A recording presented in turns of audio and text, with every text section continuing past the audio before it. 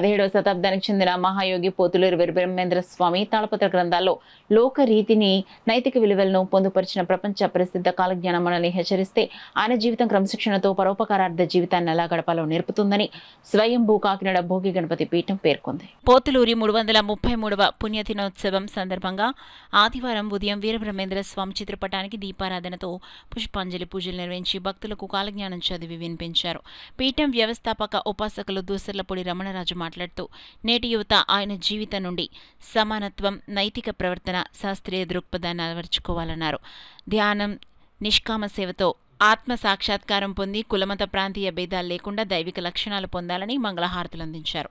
భవిష్యత్తులో జరగబోయేటువంటి దుష్పరిణామాలు ఏవైతే ఉంటాయి, అధర్మ మార్గంలో నడవడం వల్ల జరిగేటువంటి పరిణామాలు ఏ విధంగా ఉంటాయి, వీరి యొక్క ప్రకృతికి వికృతిగా జరిగేటువంటి ప్రక్రియలో కృతయుగంలో ఉన్నటువంటి 21 లక్షల సంవత్సరాలు 4 లక్షల కలియుగ సంవత్సరాలుగా తగ్గిపోవడంతో మనిషి యొక్క ఆయు ప్రమాణాన్ని పడిపోవడానికి కూడా ఈ కలియుగంలో మానవుల యొక్క పోకడ కారణమని చెప్పి ఈ కాలజ్ఞానంలో చెప్పబడి ఉన్నటువంటి ప్రపంచ విశేషాలన్నీ కూడా మనకి హెచ్చరికలుగా ఉంటాయి.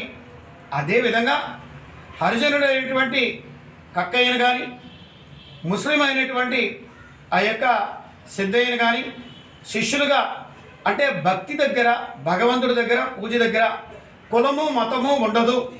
కాబట్టి ప్రకృతి పరమాత్మగా మనం ఆరాధన చేయాలి.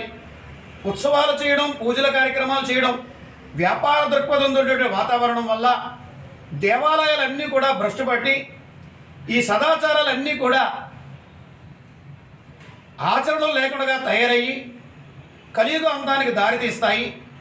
ఆ కలియుగాంతమున వీరభోగ వసంతరాయుడిగా దుష్ట శిక్షణ రక్షణ కోసం తాను అవతరిస్తానని, ఆ జన్మ కోసమే 28 సంవత్సరాల పాటు తపోదీక్ష ఆయన చేసినటువంటి విశేషమని, ఆయన చరిత్ర ద్వారా మనం తెలుసుకున్నటువంటి విశేషాలు